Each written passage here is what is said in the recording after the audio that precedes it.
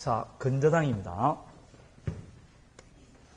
근저당은 이게 원래 의미 같으면 회사와 은행 간의 당좌 대차 관계라는 걸 맺고 거기에 따라서 발생하는 데는 불특정 다수의 채권을 담보하는 건데 지금은 그런 개념 자체가 없어요.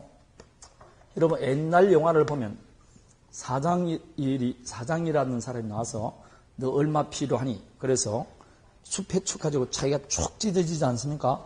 옛날 수표 이렇게 하는 거 있잖아요. 그 참 하고 싶었던 것 중에 하나인데 지금 요즘 수표가 있습니까? 없습니까? 죽 찢어지는 게 없죠. 통장으로 붙이든지 통장 카드로 주면 되지. 그런 사람은 없습니다. 그리고 여러분이 지금 은행에 아파트를 담보로 융자를 받더라도 대부분 근저당합니다. 보통 저당권은 없어요, 요즘은. 그럼 은행과 내 사이에 계속적 거래 안 하죠. 그래서 계속적 거래 이런 개념 자체가 이제 근저당에서는 사라졌어요. 그래서 제가 지금 앞으로 시험 마칠 때까지 근저당 그러면 똑같은 그림을 지금부터 그립니다.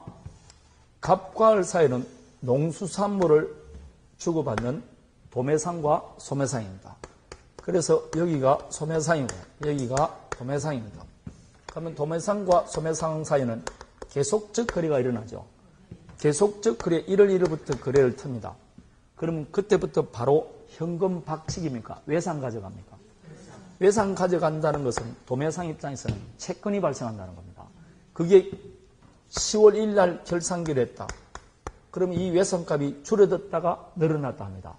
그래서 채권이 발생했다가 너무 많으면 좀 외상이 너무 많지 않습니까? 그러면 좀 갚아주죠. 어느 순간에 다 갚아줄 수도 있고 계속 경과됩니다. 드디어 결산기가 됐을 때 받을 돈이 8천입니다.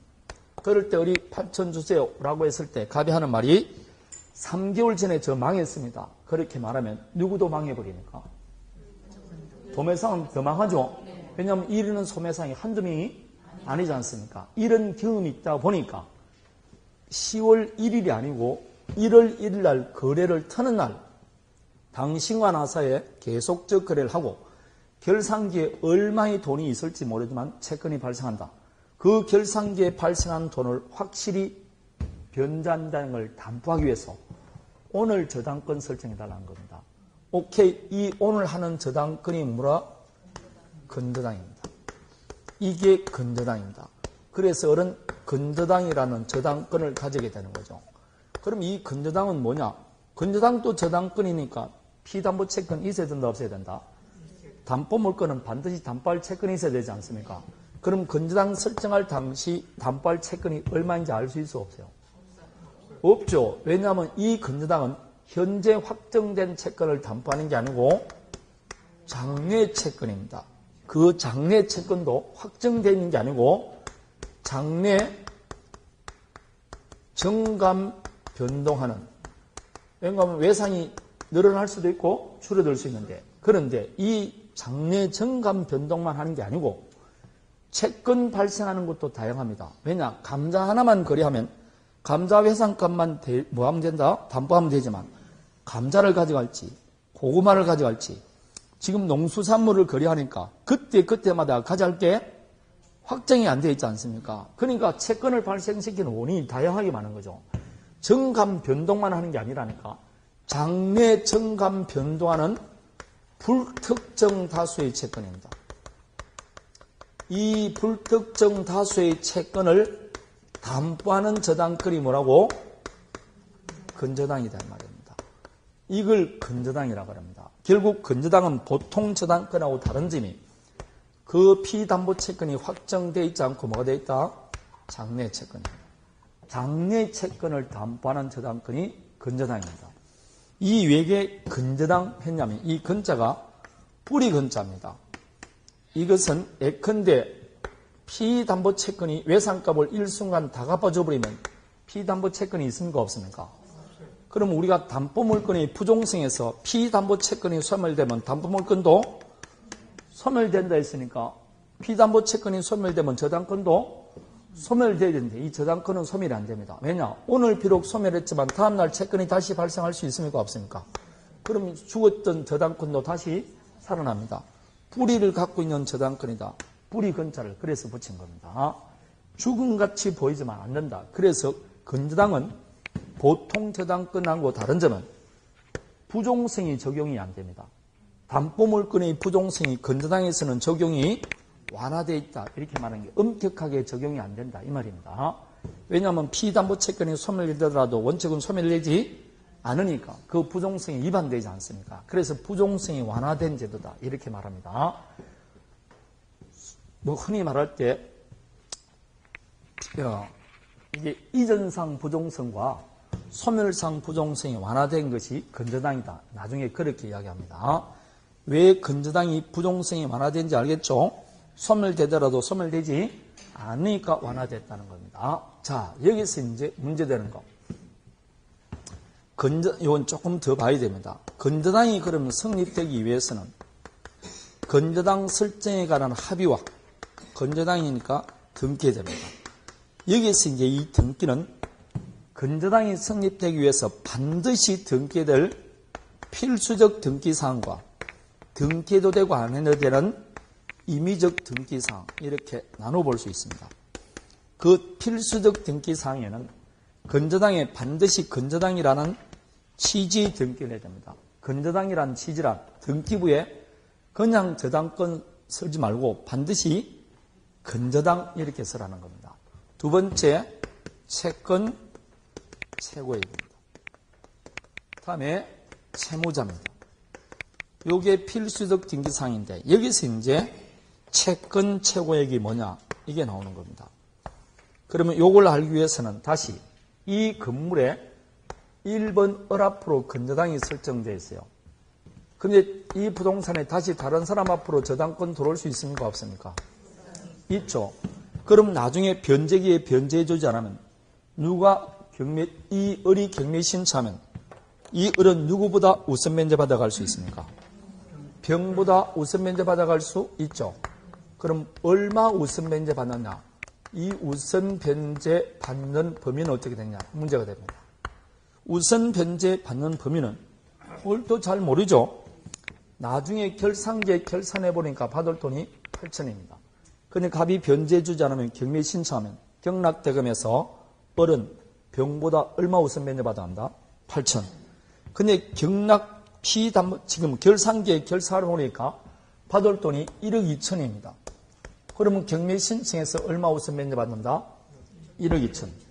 변제기에 결산기에 결산해 보니까 받을 돈이 2억이더라. 그럼 돈 안 주면 다시 경매 신청에서 얼마 받아간다? 2억. 뭔가 이상하지 않습니까? 나중에 확정된 채권 언제나 전액 우선 면제 받아갈 수 있으면 후순위에 누가 저당권 들어오게 안 들어오게? 안 들어오죠. 누가 위험해서 들어올 수 있습니까? 받아갈 돈 얼마인지 알 수가 없는데 이렇게 되면 이 건저당이 설정되고 난 다음에는 이 부동산의 담보가치는 완전히 뭐라고? 사장됩니다. 이렇게 되면 거래의 안전도 위험할 뿐이고 군대로 그 부동산이 갖고 있는 담보가치를 완전히 사장시키기 때문에 그렇게 무제한 담보해주지 않습니다. 그럼 어떻게 확정하느냐? 두 사람 사이에 건저당 설정하면서 장래 결산기에 얼마의 채권이 확정될지 모르지만 채권이 발생할 수 있다. 그 채권 전부를 이 부동산으로 담보하는 게 아니고 최고 얼마까지만 담보한다는 약정을 하는 겁니다. 결론적으로 말하면 장래 정감 변동하는 불특정 다수의 채권을 전부 담보하는 게 아니고 일정 한도까지만 담보합니다. 일정 한도까지 담보하는 저당권이 건저당이다 이 말입니다. 그 담보하는 한도액을 뭐라고? 채권 최고액이라고 합니다. 그럼 다른 말로 하면 불특정 다수의 채권을 채권 최고액 범위 내까지만 담보하는 저당권이 건저당입니다. 그런데 이 채권 최고액은 반드시 등기합니다. 등기부에 채권 최고액을 1억 등기했습니다. 그럼 두 사람이 어떻게 확정했느냐? 당신과 나 사이에 결산기에 얼마의 채권이 발생할지 모르지만 최고 얼마까지만 담보해야 된다? 1억까지만 이 건물로 담보한다고 약정을 하는 겁니다. 그럼 담보할 최고액이 얼마라고? 1억입니다. 1억 이상 담보해준다 안 해준다? 안 해주는 겁니다. 이걸 채권 최고액이라고 합니다. 담보할 최고액을 말합니다. 그럼 만일 결산기에 결산해 보니까 받을 돈이 8천이더라. 그럼 경매에서 얼마 받아가면 된다? 8천.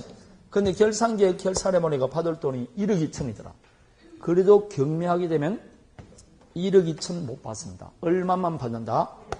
1억만 우선 변제 받습니다. 결론을 말하면 이 채권 최고액이란 해당 권저당권자가 부동산에서 우선 변제 받는 범위를 채권 최고액이다. 이렇게 말합니다. 되겠습니까? 우선 변제 받을 금액이 채권 최고액입니다. 알겠습니까? 이걸 채권 최고액이라고 합니다. 그러면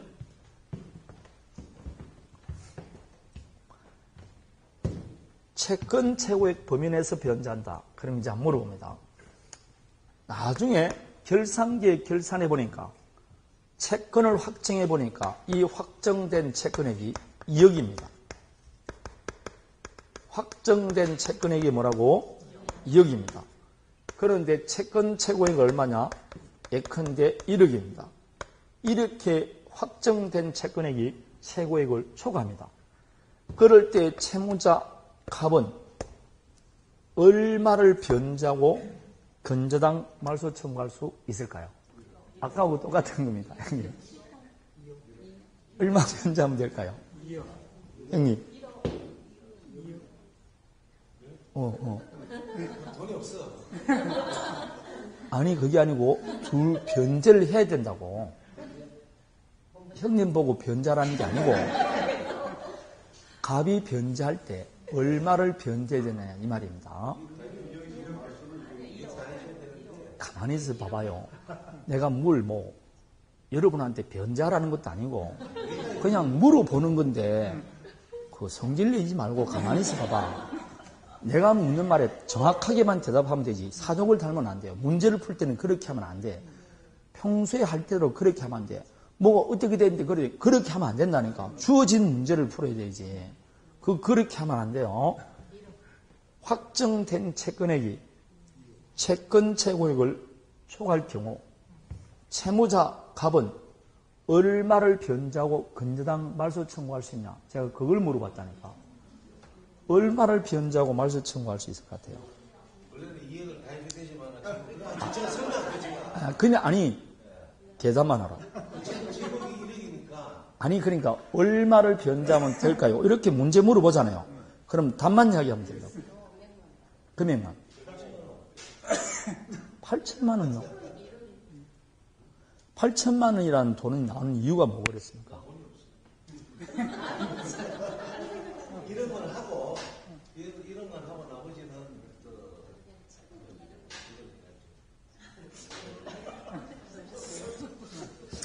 지금 우리가 공부를 하는 것은 학문도 하는 게 아니고 객관식 시험을 치러서 합격을 하기 위해서는 되는 거 아닙니까? 그렇죠? 그럼 시험에는 뭡니까? 문장에 이 값은 얼마를 변제하고 말소 청구할 수 있다. 문장이 그렇게 나온다니까. 근데 형님 말처럼 돈이 없으니까 이런 말을 하면 안 돼요. 형님 보고 돈 갚아주려는 이야기가 아니잖아요. 그렇지 않습니까? 지금 돈을 안 갚아주더라도 소송 붙을 수 있습니까? 없습니까? 있죠. 돈을 안 주더라도 소송 붙잖아요. 그거하고는 말이 틀리잖아. 그렇게 그런 사족을 하면 안 돼. 그러면 집중이 안 돼. 공부를 할 때. 주어진 상황에 딱 맞는 걸 해야 되지. 물론 지금 시험 치는 것도 아니고 이제 11월 달, 12월 달이지만 내가 이제 1, 2월 달 공부를 잘하기 위한 사전 작업 아닙니까? 그 머리를 그렇게 이제 이걸 리갈 마인드란데 법적 사고방식으로 돌려줘야 돼요. 근데 그 중에서도 시험을 치기 위한 공부를 한다니까. 그것도 객관식 시험을 치기 위한 공부를 하잖아. 주어진 시간에. 그러니까 그걸 오늘 하면 다음에 하면 되지. 그 다음에는 영원히 이 시간 안 온다니까. 그러니까 주어진 것에 딱 집중해서 대답을 해야 돼요. 그래도 시험장에 가서 60점 나올 통이라니까. 지금부터 10월 달까지 역 10개월을 공부해도 합격한 율이 뭐라고 30%도 안 나온다니까. 그게 간단한 게 아니라니까. 그러니까 주어진 것이 뭐라고? 순발력을 발휘해서 딱 정확하게 하고 그걸 머릿속에 깊숙이 집어넣어야 돼. 왜냐? 다음 시간에 또 다른 걸 한다니까. 이것만 있는 게 아니고 계속해서 뭐라고? 문제가 계속 나옵니다. 한번 흘러간 거는 더 이상 안 돼. 이건 민법이 여러분, 아니 사시생도 5년, 10년에서 민법이 80점이 안 나오는데 얼마나 양이 많고 다양한데 이번 달에 강의하는 걸 다음 달에 강의할 것이고 다음 달에 한 것도 하다 뭐라고 또 다른 걸 종합적으로 강의하고 이렇게 한다니까. 한 번 흘러간 건 영원히 다시 돌아오지 않습니다. 있을 때 집중을 해야 돼. 그러니까 지금 이렇게 말하면서 이렇게 대답을 하는 것은 좋은 거예요. 왜냐하면 이제 나름대로 분석해서 뭐라고 대답을 하는 겁니다. 근데 그게 물어볼 때는 순발력 있게 빠른 시간에 대답을 해줘야 돼. 왜냐하면 시험장에서는 수십간의 답을 뭐라고 체크하고 나와야 돼. 그게 순발력인 겁니다. 그럼 여기서는 이제 제가 변제되느냐 그러면 틀린 거 안 틀린 거는 관계없어요. 답을 정확하게 뭐라고 해주고 틀렸으면 딱 설명드렸을 때 내가 왜 틀리냐고 딱 뭐라고 마음을 바꿔서 다음에는 안 틀리게 해야 되는 겁니다. 여러분이 지금 공부 한 번도 안 했는데 어떻게 답을 맞출 수 있겠냐고. 못 맞추지 당연히. 그냥 찍으면 되는 겁니다. 찍으면 되는 겁니다. 자, 만일 여러분 이 경우 여러분이 같으면 카백에 돈을 빌려주고 동수삼을 그랬는데 2억 확정됐어요. 근데 채무자가 1억만 변자고 건저당 말소시켜주려면 여러분 시켜줄까 안 시켜줄까요? 그럼 지금 일치 단결해서 안 시켜준다 그래. 근데 내가 아까 거꾸로 갑의 입장에서 물어보면 마음이 뭐라고? 1억만 변자고 싶다니까. 그게 공평하지 않는 마음이에요. 그게 정의롭지 않는 겁니다. 그래서 대법원에서 보면 이게 처벌을 해놨죠. 어느 한쪽에 치우치지 않아야 된다. 이 말은 항상 채무자 입장을 물어보더라도 누구 입장이 돼야 된다고? 채권자 입장에서 봐야 되고, 채권자 입장을 물어보더라도 뭐라고? 채무자 입장에 대해서 볼 때 공평해야 돼. 여러분 항상 마음을 한쪽에 갖고 있다니까. 그것도 정의롭지 못하게 나에게 뭐라고? 유리하게 법을 해석한다니까. 그래서 임대차 관계에도 무슨 분쟁이 생기면 내가 임차인이 어쩌고 얘기하잖아요. 그러면 나중에 만일 임대인이라면 당신이 이렇게 해주겠냐 물어보면 안 해준다 그래. 그럼 임차인의 요구 조건은 뭐라고? 잘못된 거예요. 그렇지 않습니까? 똑같다니까. 여러분 기간 만료되기 2개월 전에 나가려 그래. 기간 만료되기 2개월 전에 나가려 그래. 근데 주인이 2개월 전에는 방 못 빼준다 그래. 2개월 후에 전세 주금 주겠다 그래. 그럼 여러분 입장에서는 먼저 주면 좋지 않냐고 막 화음절이죠. 거꾸로 말해서 임대인이 기간 만료 전에 2개월 전에 여러분 보고 나가라 그러면 여러분 나가겠습니까? 예? 기간 만료 전에 미리 방 빼달라면 방 빼줘 안 빼줘? 그거나 저거나 똑같은 거예요. 똑같은 내용 아닙니까? 똑같은 거. 그러니까 그때는 서로 뭐 해야 된다고? 그렇죠. 법을 보기 전에 뭐라고? 그 여유 정도는 법을 초월하기 위해서 당사자 간에 뭐라고? 합의가 없었는데 그렇게 해야만이 뭐가 없다고? 갈등이 없고 살아난 거지. 내 권리만 크게 주장하는 게 안 된다니까. 거기는 항상 상대방 권리도 있다니까. 그래서 결론을 말하면 역전부를 변제해야 됩니다. 그럼 이 채권 최고액이란 뭘 말하느냐? 채권 최고액이란 해당 건저당권자가 저당 목적을 해서 우선 변제받는 금액을 말하는 것이지 채무자의 책임을 한다는 말이 아닙니다. 이게 시험에 많이 나오는 것 중에 하나입니다. 채무자의 책임을 한정하는 것이 아니고 채무자는 언제나 전부를 변제해야 됩니다. 전부 책임집니다. 채무자의 책임을 한다는 말이 아닙니다. 이해되겠습니까? 자, 그 이야기입니다. 그러면 조금 어려운 걸 봅니다. 제3취득자도 채무자를 대신해서 변제할 수 있을까 없을까요? 있어요. 아까 제3취득자가 누군지 들어는 봤습니까? 네. 그러면 건저당 설정된 집에 전세 들어갈 수 있잖아. 네. 그럼 제3취득자가 변제할 때 얼마를 변제하고 말소 청구할 수 있을까요? 제3취득자는 반드시 변제해 줄 이유가 있습니까? 없습니까? 없어요. 없죠. 그럼 변제하지 않으면 어차피 격리 신청하겠죠. 경락대금에서 얼마 받아간다? 최고액만 받아가니까 제3취득자는 최고액만 변제하면 돼요. 변제금이 완전히 다릅니다. 요즘 제일 많이 뜨는 문제가 이 문제다. 제일 많이 나온다고 이게. 옛날에는 채권 2년 전에도 나왔어요. 채권 최고액이란 어떻게 나왔냐면 채무자의 책임을 한정하는 것이지 우선 변제 받는 범위를 한정하는 것은 아니다. 바꿔 나왔다니까. 건저당에서 제일 중요한 게 뭐라고? 채권 최고액이 뭔지 이게 제일 중요하다고. 이 채권 최고액이란 우선 변제받는 범위이지 채무자의 책임을 한다는 것은 아닙니다. 따라서 채무자는 항상 그 전액을 변제하면 말소 청구할 수 있고 제3취득자나 물상보증인은 채권 최고액 범위 내에서만 변제하면 됩니다. 이게 채권 최고액입니다. 이해되겠습니까? 따라서 갑이 만일 채권 확정 시기 보니까 2억이더라. 갑이 일단 1억을 변제했습니다. 그러더라도 채권 최고액 1억 범위 내에서 건저당권은 그대로 존속합니다. 즉 일부 변제받게 되지 않는 겁니다. 1억을 변제하자라도 말소 청구 못합니다. 그대로 있는 겁니다. 그대로 있습니다. 자, 이게 채권 최고액입니다. 반드시 채권 최고액은 기억해야 돼요. 임의적 등기 사항은 뭐 존속기간이나 결산기 이런 것은 등기해도 되고 안 해도 돼요. 그런 걸 등기하지 않더라도 건저당이 성립하지 않는 것은 아닙니다. 이게 건저당 성립과 관련된 겁니다. 자, 그러면 하나 이제 더 보는 겁니다. 왜 우리가 일반 저당권이 없고 건저당만 있냐면 결산기에 결사하라 보니까 받을 돈이 8천입니다. 근데 채무자가 8천을 변제하면 되는데 변제를 안 해줘. 안 해주면 돈 달라 해야 되겠죠. 근데 1년이 지나고 2년이 지나고 3년이 지나도 돈을 안 줍니다. 그럴 때 나중에 경매 신청하면 이 8천만 원만 받느냐? 문제가 있죠. 그동안 안 줬으니까 뭐가 늘어났습니까? 이 이자도 받을 수 있느냐? 분명히 이 건저당은 1억 범위 내에서는 담보해 준다 했죠. 이 1억으로 담보해주는 그 피담보채권의 범위는 무슨 범위 내냐? 이게 피담보채권의 범위라니까. 원본 담보해주게 안 해주게? 해주겠죠.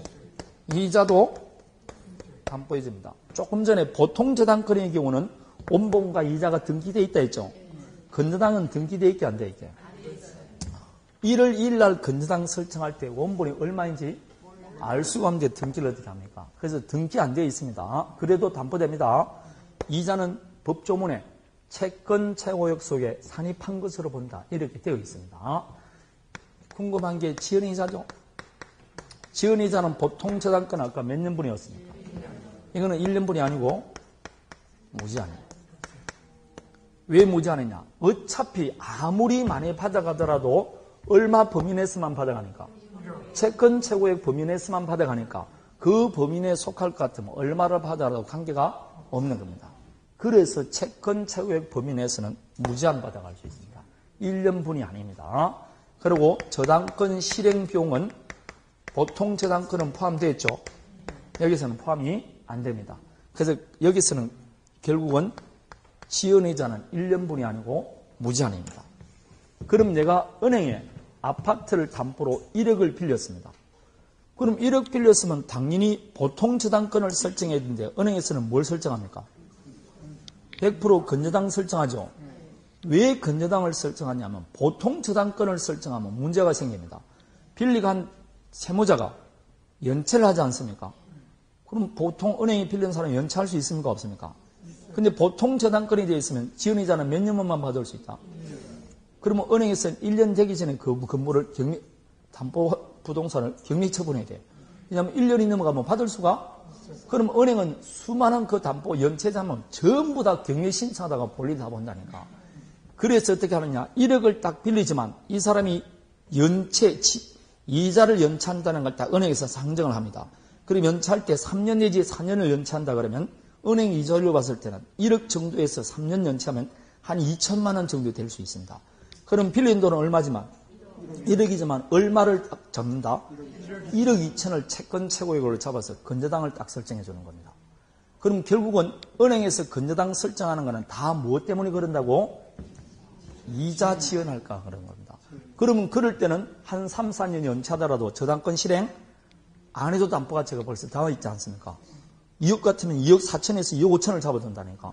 그럼 아무리 연체하더라도 뭐라고 5천까지 넘어가지는 않고 그때 되면 경매 신청할 수도 있으니까 그런 게 하는 겁니다. 그래서 지금은 건저당이 원래는 이렇게 우리가 말할 때는 계속적 거래할 때 인정되는 게 건저당인데 요즘은 그런 개념 자체가 없고 모든 금전 채권을 담보하는 건 다 뭐로 들어간다?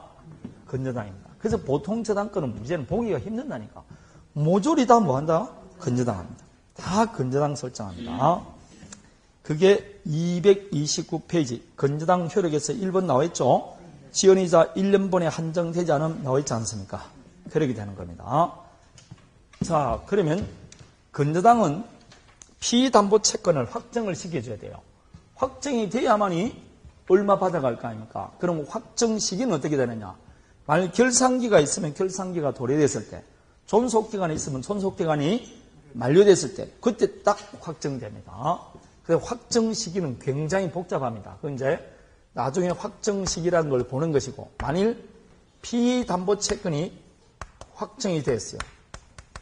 확정되면 그 효과는 어떻게 되느냐 볼 것 같으면 갑과 을 사이에 건저당 설정하고 결산기가 되었습니다.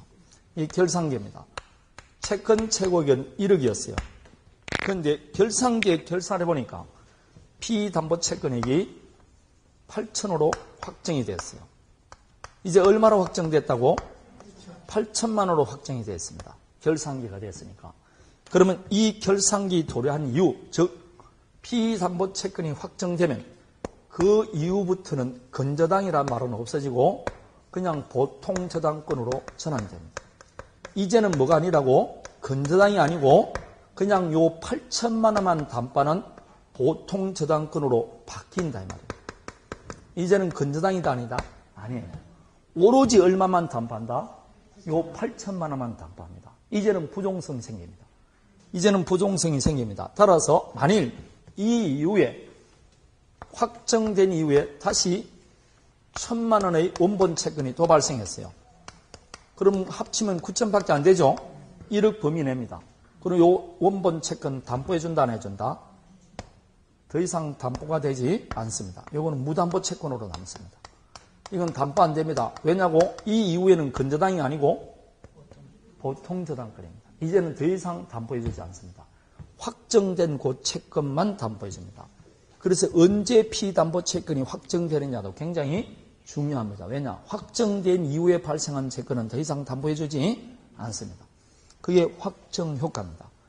그래서 건저당권의 피담보 채권이 확정되면 보통 저당권으로 전환되므로 건저당 실행은 일반 저당권 실행 절차에 의한다. 그리고 확정되면 그 이후에 채권이 발생하더라도 그 채권은 더 이상 피담보 채권에 포함되지 않는 겁니다.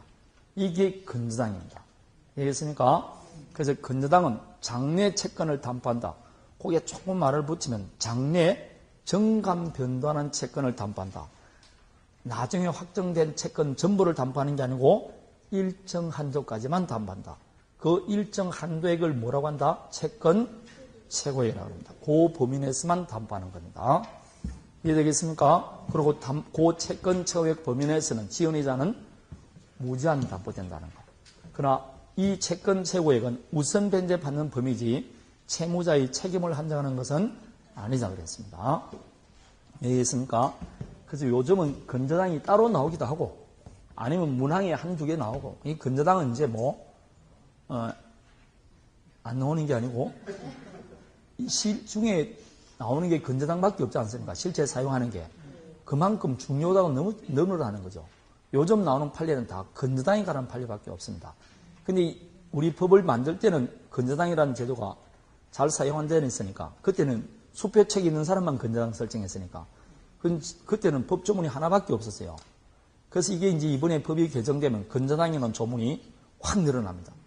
이제 포괄 건저당 이런 제한을 뚝 두게 돼 있어요. 점점 건저당의 규정이 늘어납니다. 저번에 제가 국회 이번에 법이 변경될 수가 있다 그랬죠. 대폭적으로 용어가 바뀐다 그랬지 않습니까? 그 정기국회에 바뀔 줄을 기대했는데 지금 하는 오락선이를 봐서는 난망합니다. 그거는 법률 권리관계와 관계없는 거고 법률 생활을 좋게 하는 건데 왜 그런 걸 통과 안 시켰는지 이유를 모르겠어요. 그거는 별 관계가 없는 법률 아닙니까? 사실상 여야하고 관계는. 그게 아직 통과 안 돼요. 그러니까 지금 며칠 안 남았는데 말짱 같아요. 그럼 여러분 공법도 지금 공법이라든지 세법이 지금 책이 안 나오고 있죠. 안 나오니까 정기국회에 확 바뀌는 거 아닙니까? 그걸 지금 기다리고 있는 건데 지금 그게 될지 안 될지 모르니까 지금 기다리고 있는 겁니다. 지금 그게 빨리 지켜주면 책을 만든다 이럴 때 굉장히 도움이 되는데 그걸 12월 달 31일 날 일괄 통과시킨다니 안 되든다니 그렇게 합니다. 이번에는 책을 늦게 나는 사람은 정육회 그게 통과될 줄 알고 민법 책을 늦게 내는 사람도 있고 저같이 그러면 안 될 줄 알고 미리 책을 내는 사람인데 역시 그냥 미리 낸 게 뭐라고 유리합니다. 왜냐? 될 가능성이 없습니다. 될 가능성이 없습니다. 자, 여기까지가 건저당이고 요 건저당까지가 하면 물건이 다 맞춰집니다. 뒤에 있는 채권도 공부는 하지만 채권은 우리가 쓰는 용어고 요 물건이 제일 쓰지 않는 용어. 그래서 민총과 물건이 제일 처음 공부할 때 제일 어려운 겁니다. 용어 자체가 잘 알 수가 없으니까. 자, 이제 간단한 거 계약법 들어갑니다. 계약법. 자, 계약법 들어가는데 사실상 물건 봤으니까 채권을 봐야겠죠. 물건 다면은 채권인데 이 채권 발생 원인도 두 가지가 있습니다. 법률 행위로 인한 채권 발생과 법률에 규정에 한 채권 발생이 있는데 법률에 규정에 한 채권 발생, 사무관리, 부당이득, 불법행위 이런 것들이 있습니다. 이것도 엄청나게 조문이 많고 중요한 겁니다. 그리고 법률 행위로 인한 건데 법률 행위는 의사표시가 몇 개이냐에 따라서 단독행위, 계약, 합동행위 이렇게 나누는데 이 채권을 발생시키는 가장 큰 게 뭐라고? 계약입니다. 그런데 우리 시험범위들하는 것은 채권 중에서 요 법률에 규정한 채권은 안 들어가고 뭐만 들어간다? 계약만 들어갑니다. 그래서 갑자기 계약법 이렇게 나옵니다. 채권도 다 우리 시험범위에 안 들어갑니다. 그럼 이 계약이란 우리가 법률행위 배울 때 계약이란 두 개의 의사표시가 합치되는 법률행위라 했습니다. 맞습니까? 두 개의 의사표시인데 거기에 서로 대립하는 두 개의 의사표시가 합치되는 법률행위입니다. 그런데 원래 법률행위는 법률행위 안에 지금 뭐가 있냐? 계약이 있지 않습니까? 그러면 법률행위는 내가 원하는 대로 권리를 변동시킬 수 있다 했죠. 근데 그 내가 원하는 권리가 물건이면 물건행위, 채권이면 채권행위를 했습니다. 그럼 마찬가지면 계약도 내가 원하는 대로 물건을 변동시킬 수 있고 채권을 변동시킬 수 있는데 물건 변동을 목적으로 하는 계약을 물건계약, 채권 변동을 목적으로 하는 계약을 채권계약 그래요. 그래서 넓은 의미에서 계약은 다시 물건계약, 채권계약 나누는데 요즘 물건계약은 물건계약이라 하지 않고 그냥 물건적 합의라 그래요. 계약이란 말을 붙이지 않고. 그런데 이렇게 넓은 의미에서는 이걸 광의의 계약 그래요. 광의의 계약은 이렇게 물건계약도 있고 채권계약도 있는데 아무 말 없이 계약 그러면 뭘 말하느냐? 요 채권 채무 발생을 목적으로 하는 계약을 계약이라고 합니다. 이걸 뭐라냐면 협의의 계약 그래요. 그래서 제가 지금부터 앞으로 아무 말 없이 계약 그러면 뭘 말한다? 이 채권계약을 말합니다. 제가 물건계약할 때는 물건계약이라고 그리고 물건적 합의 이렇게 말합니다. 이게 지금 물건계약을 내가 그렇게 말한 겁니다. 물건적 합의 이렇게 말합니다. 이해되겠습니까? 자, 그래서 아무 말 없이 계약 그럼 뭘 말한다? 채권계약을 말한다. 그럼 채권은 세상 모든 사람에게 효력이 있습니까? 특정인에게만 효력이 있습니까? 특정인이죠. 그럼 두 사람 의사가 합치돼서 두 사람 사이 뭐 계약하겠다는데 우리는 관여할 필요가 없잖아. 그래서 나오는 게 계약 무슨 원칙? 자의원칙이 나오는 겁니다. 계약 자의원칙이 지배합니다. 두 사람 사이의 의사가 합치돼서 두 사람 사이에만 효력이 있으면 우리는 관여할 필요가 없겠죠. 그래서 계약 자의원칙이 나오는 겁니다. 이 계약 자의원칙은 원래 네 가지 자유를 말합니다. 계약을 할 거냐 말 거냐 체결의 자유입니다. 두 번째 누구하고 할 거냐 상대방 선택의 자유. 다음에 어떤 내용을 할 것이냐 내용의 자유. 어떤 방식으로 할 거냐 방식의 자유. 이 네 가지 자유를 흔히 계약 자의 원칙이라고 합니다. 그러면 다양하게 계약을 할 수 있는데 우리 민법에는 계약이 14가지가 규정이 되어 있어요. 14가지가 규정이 되어 있는데 그럼 이 세상에 계약이 14가지밖에 없습니까? 아니죠. 다양하게 많습니다. 다양하게 많은데 왜 그러면 14가지 계약을 규정해 놨냐? 살아가는데 이 14가지 계약이 가장 많이 사용되고 다른 계약하고 뚜렷이 구별되니까 미리 계약법에 규정이 되어 있고 미리 분쟁이 생길 것을 먼저 대비를 한 겁니다. 그럼 요 14가지 계약을 우리는 뭐라 하느냐? 전형계약 그래요. 되겠습니까? 그럼 14가지 민법에 규정되어 있지 않은 계약을 뭐라 하냐? 비전형계약 그래요. 그래서 옛날에는 우리 14가지 계약에는 무슨 계약이 없냐면 여행계약이라는 게 없어요. 여행을 할 때 하는 계약 아니면 가수 출연 계약 이런 게 없었어요. 왜냐? 1960년대는 가수라는 개념도 없었고 분쟁이 안 생겼었어요. 여행이라는 개념도 지각하지 여행사라는 개념이 1960년대는 없었잖아. 그러나 지금은 얼마나 여행을 많이 다니고 다 누굴 통해서 다닌다고? 그럼 분쟁이 많이 생깁니까? 안 생깁니까? 그래서 이번에 법이 다시 여행계약 뭐 그런 계약이 들어갑니다. 그럼 종전에는 그 계약은 비전형계약이었다. 이제 민법에 딱 들어가면 무슨 계약으로 바뀐다? 전형계약으로 바뀌는 겁니다. 이해되겠습니까? 이렇게 뭐 사회생활의 변함에 따라 전형계약 될 수도 있고 빠지기도 하고 그렇게 되는 겁니다. 그럼 이 14가지 계약이 여러분 책에 보면 쭉 나와 있습니다. 계약의 종류라고 나와 있습니까? 민법의 전형계약 분류되어 있는데 그중에 중요한 게 매매, 교환, 임대차 이런 것들이 있습니다. 계약 종류 많죠? 엄청나게 많습니다. 이 수많은 계약 중에서 우리 시험 범위에 들어가는 것은 매매, 교환, 임대차 요 3가지만 들어갑니다. 그러면 지금부터 이 3가지만 보면 되겠죠? 3가지를 보는데 요 매매, 교환, 임대차를 딱 보면 공통적으로 들어가는 게 있습니까? 없습니까? 이게 계약법이 갖고 있는 공통점이니까 계약의 본질이라고 볼 수 있지 않습니까? 요걸 앞으로 딱 당겨내서 요걸 보는 걸 계약법 총론이라 그러고 하나하나 보는 걸 계약법 강론 이렇게 말합니다. 되겠습니까? 그래서 계약법도 총론이 있고 또 뭐가 있다? 강론이 있습니다. 그러면 요 중에서 교환은 법조문이 2개밖에 없어요. 이 나머지 거는 매매에 관한 규정을 준용하니까 교환 문제가 나오면 교환자를 뭐로 고쳐버리면 된다? 매매로 고치고 문제를 풀면 아무 지장이 없어요. 그냥 그걸 고쳐버리면 됩니다. 그러니까 따로 독립돼서 나오기보다는 뭐 총론과 같이 연결되거나 이렇게 되지 따로 독립돼서 나온다고 볼 수 없습니다. 결국 매매와 임대차인데 매매에서 2문제 내지 3문제 임대차는 아무리 많아도 2문제밖에 안 나옵니다. 주택임대, 상가임대차가 있으니까. 그럼 이렇게 놓으면 5문제 내지 6문제 나오겠죠. 나머지 여기서 있으면 5문제 내지 6문제. 결국은 총론, 감론 합해서 몇 문제다? 10문제입니다. 항상 10문제가 나옵니다. 되겠습니까? 총론, 강론. 그래서 매매, 교환, 임대차 요 강론인데 이거 다 들어본 적이 있어요. 평소에 매매란 말 들어봤죠?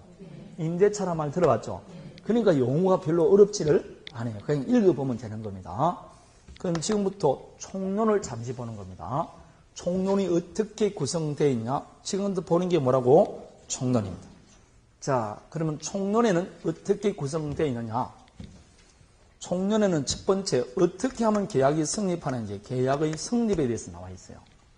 모든 계약의 공통된 성립 요건입니다. 두 번째, 계약의 효력이 나와 있습니다.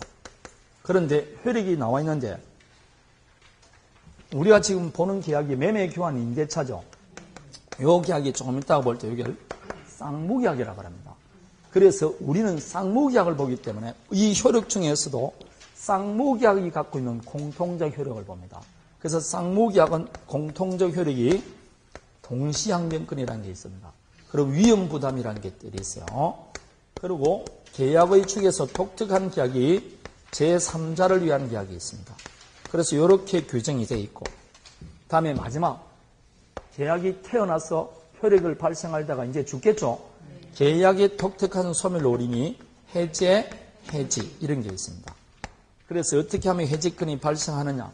발생 원인, 해제권 행사 효과 이렇게 있습니다. 이렇게 규정된 게 계약법 총론입니다.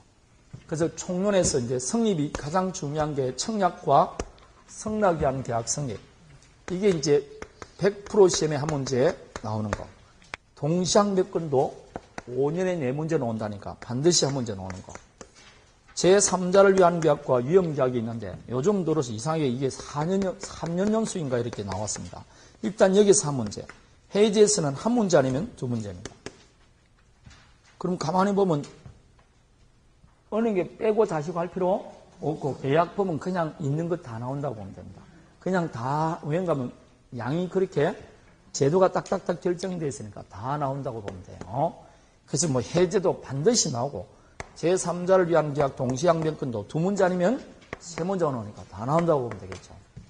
그래서 지금부터 청약과 성리학에 대한 계약 성립. 여러분 233페이지 보면 나오죠. 거기 지금 성립부터 보는 겁니다. 성립 보면 뒤에 뭐 나오게? 효과. 쌍무계약의 효력 나오지 않습니까? 그럼 뒤에 이제 마지막 소멸, 해제해지 이렇게 규정되어 있는 겁니다. 되겠습니까? 그러면 다시 여기서 이제 계약 중에서 계약도 다양한 계약이 있는데 매매계약을 예컨대 해봅니다. 매매계약하면 계약은 이행의 문제를 남깁니까? 안 남깁니까? 채권 항상 이행 문제를 남긴다 했습니다. 그 이행을 해줄 의무를 부담한다. 그래서 채권 채무는 이행의 문제를 남기는 거 아닙니까? 그럼 매매계약서 도장 각 찍었으면 그때부터 매수인은 뭘 의무가 있다? 대금 지급할 의무, 채무가 있는 거죠.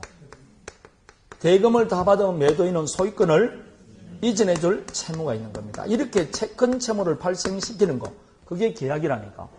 그런데 이 매매계약이 있고 갑과 할 사이에 정려계약을 했어요. 이것도 이행의 문제를 남기게 안 남기게? 계약 그러면 항상 채권계약이 이행의 문제를 남깁니다. 이 경우는 어른, 갑은 소유권을 이전해줄 뭐가 있다? 채무가 있는 거죠. 자, 그런데 이 경우 매매계약은 양 당사자에게 채무를 부담시킵니다. 소유권 이전 채무, 대금 지급 채무인데 분명히 매매계약은 양 당사자에게 채무를 부담시키는 계약은 맞는데 이 양 채무가 서로 별개의 것입니까? 밀접한 관련이 있습니까? 이 양 채무는 서로 대가적이고 교환적입니다.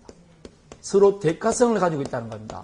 대가적이고 서로 교환적인 의미를 갖고 있습니다. 이 말은 너가 나에게 소유권 이전해 주니까 내가 뭘 준다? 대금 주는 겁니다. 거꾸로 너가 나에게 대금을 주니까 소유권 이전해 줘. 그러니까 양채무가 서로 대가성이 있는 겁니다. 서로 교환적이다. 이렇게 채권 중에 계약 중에서 쌍방 모두에게 대가적이고 교환적인 양채무를 부담시키는 그런 계약을 무슨 계약이라 그러냐면 그렇죠. 쌍무계약이다 그럽니다. 되겠습니까? 이런 걸 쌍무계약이다 이렇게 말해요.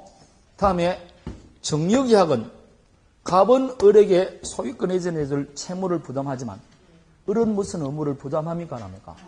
안 하잖아. 이렇게 일방만이 채무를 부담하거나 쌍방 모두를 부담하더라도 서로 대가성이 없는 그런 채무를 부담시키는 계약을 편무계약이다 이렇게 말합니다. 편모스라는 말 들어봤습니까? 한쪽만 의무를 부담한다는 뜻입니다. 이렇게 쌍무, 편무로 나눌 수 있는데 매매, 교환, 임대차 모두 다 무슨 계약이다? 쌍무계약입니다.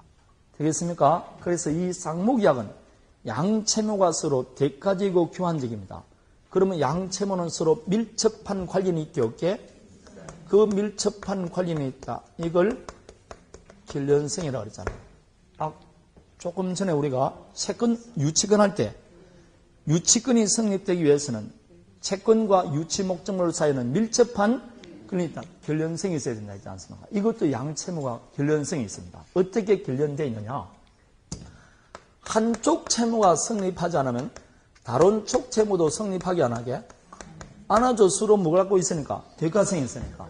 그런 겁니다. 두 번째, 한쪽 채무를 이행하지 않으면 상대방 채무도 이행하게 안 하게? 할 리가 있겠습니까? 안 하지. 네가 이행 안 하는데 내가 왜 이행하겠습니까? 서로 대가성이 있으니까. 이행에도 서로 뭐가 있다? 결련성이 있습니다. 다음에 한쪽 채무가 자기 채무 없이, 자기 책임 없이 소멸돼서 그러면 상대방 채무도 존속하느냐, 상대방 채무도 소멸할 거냐, 이 문제가 발생합니다. 왜냐? 대가성이 있으니까. 그래서 세 가지 결련성을 갖고 있습니다. 성립상 결련성, 이행상 결련성, 존속상 결련성 이렇게 말합니다. 그래서 이행상 결련성과 관계 있는 게 동시양변권입니다. 동시양변권이라는 게 나오는 것이고 요 존속상 관련되어 있는 게 위험부담의 문제입니다. 이런 문제가 발생하는 겁니다. 이해되겠습니까? 요게 쌍무계약이 갖고 있는 효력입니다. 쌍무계약이 갖고 있는 특성이다. 그래서 요거에 이제 동시한미권 위험부담, 그걸 효력에서 보는 겁니다. 이해되겠습니까? 자, 이런 계약을 쌍무계약이라 그럽니다. 그러면 요걸 보기 전에 간단히 먼저 성립을 보면 계약은 두 개의 사표시가 뭐 된다? 합치돼야 계약이 성립한다 했죠. 그래서 갑이 아저씨 이 아파트를 사시겠습니까? 라고 팔겠다는 의사를 표시합니다. 그러면 상대방이 좋습니다. 제가 그 가격에 사겠습니다라는 매수의 의사를 표시하죠. 둘 다 의사 표시예요. 근데 서로 대립하잖아요. 한 사람은 팔겠다 그러고 한 사람은 서로 대립하니까 똑같은 의사 표시지만 요걸 공부를 하기 위해서 한쪽 의사 표시를 우리는 뭐라 하냐면 청약이라고 하고 반대편 이 의사 표시를 이렇게 이름을 달리 붙여줄 뿐입니다. 청약이나 승인이나 다 같은 의사 표시인데 그냥 서로 대립하니까 구별하기 위해서 한쪽은 뭐라 그러고 청약, 한쪽은 그렇습니다. 그래서 이제 민총할 때는 계약이란 두 개의 의사 표시가 합치되는 법률행위 그러지만 계약법에 와서는 이제 조금 더 청약이라는 의사 표시와 승낙이라는 의사 표시가 합치되는 게 계약이다. 이렇게 말하는 겁니다. 청약이나 승낙이나 다 뭐라고? 의사표시라니까. 둘 다 의사표시입니다. 이해되겠습니까? 아무 의미가 없다니. 그냥 청약도 의사표시고 승낙도 의사표시입니다. 그러면 계약이란 서로 대립하는 청약이라는 의사표시와 승낙이라는 의사표시가 딱 뭐라고? 합치되는 게 계약 아닙니까? 그래서 이 청약이 뭐냐, 승낙이 뭐냐 이런 걸 보는데 별로 어렵지 않습니다. 소설책처럼 읽으면 다 맞출 수 있어요. 청약은 물어봅니다. 청약은 왜 돌아다니게? 왜 청약이 돌아다니냐 이 말입니다. 누굴 만나려고? 그렇죠. 성낙을 만나려고 돌아다니는 겁니다. 왜냐? 성낙과 결합하여 이 말입니다. 뭐 하려고? 계약을 성립시킬 목적으로 이 말입니다. 이렇게 성낙과 결합하여 계약을 성립시킬 목적으로 하는 일방적, 확정적 의사표시입니다. 이게 청약이다 이 말입니다. 청약은 성낙을 안 만나면 소용이 없는 겁니다. 늘 돌아다닙니다. 누구 만나려고? 성낙 만나려고. 그게 청약이라는 거. 만나면 뭐가 된다고? 계약이 성립한다고. 그리고 성낙을 만나면 바로 계약이 체결될 정도의 확정적 의사표시해야 됩니다. 성낙을 만나고도 두 눈을 멀뚱멀뚱 뜨면 그것은 청약이 아니에요. 단순히 상대방이 하면 계약이 성립될 정도의 확정적 의사표시가 있어야 됩니다. 그래서 그 정도에 이르지 않은 걸 나중에 청약의 위인 그렇게 구별하는 겁니다. 그러면 성낙은 뭐 하게? 성낙은 누굴 만나야 된다? 특정 청약과 합치가 돼야 돼요. 특정 청약과 합차여 이것도 역시 계약을 성립시킬 목적으로 한 일방적 확정적 의사표시죠. 그래서 청약은 성낙과 결합하면 되기 때문에 청약의 상대방은 특정인일 필요가 없어요.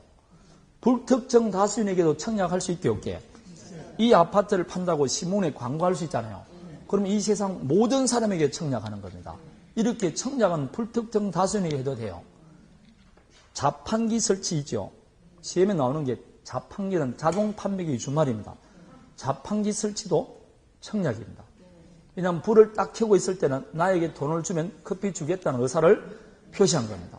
그러면 지나가는 사람 모두에게 표시했으니까 불특정 다수인에게 표시합니다. 여러분이 돈을 딱 넣는다는 것은 뭐라고? 오케이, 성낙하겠다는 겁니다. 그래서 꾹 누르죠. 성낙의 의사 표시했고 누름과 동시에 두 사람 사이 계약이 성립합니다. 그때부터 이행의 문제를 남깁니다. 그러면 커피를 뭐라고? 줘야 될 의무를 남기는 겁니다. 그래서 컵이 나오고 물이 나오고 커피가 딱 나오는 거죠. 이게 자기 채무를 이행하는 겁니다. 근데 컵이 나오는데 물만 나오고 커피는 안 나오네. 이게 불완전 이행이에요. 이행하기로 했는데 채무 내용에 완전 이행을 안 한 겁니다. 그럼 들고 차죠? 그럼 자립구제인데 하면 안 돼요. 법률에서는 자립구제가 안 되고 연락처를 남기세요 되어 있죠. 연락을 해서 불완전이행이 있으니까 채무불이행이라고 이제 손해배상을 청구하는 거죠. 아니면 완전 이행을 하라고 청구하죠. 그래서 주인이 와서 뭐라고? 열어가지고 커피 한 잔 주죠. 그래서 성질내면 뭐라고? 그냥 돈 주지 않습니까? 그렇죠. 그게 손해배상 얘기입니다. 그래 주는 겁니다. 그러면 이 경우 성락은 안 그래요. 성락은 반드시 특정 청약과 뭐라고? 합치가 되죠. 합치되지 않는 건 성락이 아닙니다. 3억에 사시겠습니까? 라고 청약했습니다. 그런데 성락자가 좋아 2억에 사겠습니다. 이러면 성락이게 아니게? 아니요. 특정 청약과 합치가 안 되는 건 성락이 아닙니다. 이걸 변경을 가한 성락이라고 해요. 변경을 가거나 조건을 붙이는 성락은 성락이 안 되는 겁니다. 반드시 합치가 돼야 되는 겁니다. 이게 소설이지 뭘 어려운 게 있습니까? 그럼 읽어보면 당연하지. 그러면 그거 합치가 안 되는데 계약이 성립하겠냐고. 그걸 유식하게 법률적으로 말할 뿐이지 별로 어렵지 않습니다. 그러니까 그게 청약과 성락이 하는 계약 성립입니다. 그런데 그게 대표적인 건데 그거 외에 기타 계약의 성립에서 234페이지를 보면 교차 청약과 의사 실현이 한 계약 성립 나오죠. 네, 이게 무슨 뜻이냐면 먼저 교차 청약은 아저씨 이 아파트를 3억에 사시겠습니까? 라고 청약을 했어요. 그런데 상대방은 그 사실을 또 모르고 아저씨 3억에 파시겠습니까? 라고 뭐라고? 청약을 한 겁니다. 양쪽 모두 청약했는데 내용이 동일해요. 이럴 때는 새삼스럽게 성락할 필요가 없이 양청약이 상대방에게 돌달되면 그냥 계약은 성립한 것으로 봅니다. 이걸 교차 청약이라고 해요. 양청약 내용이 같은 겁니다. 동일한 내용의 청약을 말합니다. 그러면 의사실이라는 계약 성립은 아저씨 이 청소기를 사시겠습니까? 라고 청약함과 동시에 송소기를 같이 송부를 시켜줬어요. 붙여줬다 이 말입니다. 그러면 은하고 성락을 해야 되는데 하지도 않고 요 청소기를 개봉해서 사용을 하고 있어요. 개봉해서 사용한다는 자체가 지금 성락하겠다 말입니까? 안 하겠다 말입니까? 명시적인 성락을 안 했는데 성락이라고 볼 수 있는 일정한 사실이 있으면 그냥 그때 계약은 성립한 것으로 봅니다. 그걸 의사 실현이 위한 계약 성립이라고 합니다. 볼 수 있습니까? 없습니까? 있죠. 이런 것들입니다. 내가 볼펜을 주문하면서 개당 800원에 제 이름을 새겨서 개당 800원에 제게 파실 수 있습니까? 만일 팔 수 있으면 10,000개를 주문하겠습니다라고 청약을 했는데 상대방이 성락되지 않고 벌써 제작을 하고 있어. 그럼 지금 뭐 하겠다는 겁니까? 성락의 의사표시를 볼 수 있습니까? 없습니까? 그럴 때 의사실현에 의한 계약 성립 이렇게 말하는 겁니다. 아무것도 아니에요. 이게 의사실현에 의한 계약 성립입니다. 자, 성립은 알겠죠? 이렇게 두 개의 의사표시가 합치돼서 계약이 성립되는 게 원칙입니다. 다음에 이제 효력 봅니다. 이제 동시항변권 위험부담 이걸 이제 보는 거죠. 쌍무계약이 갖고 있는 효력을 봅니다.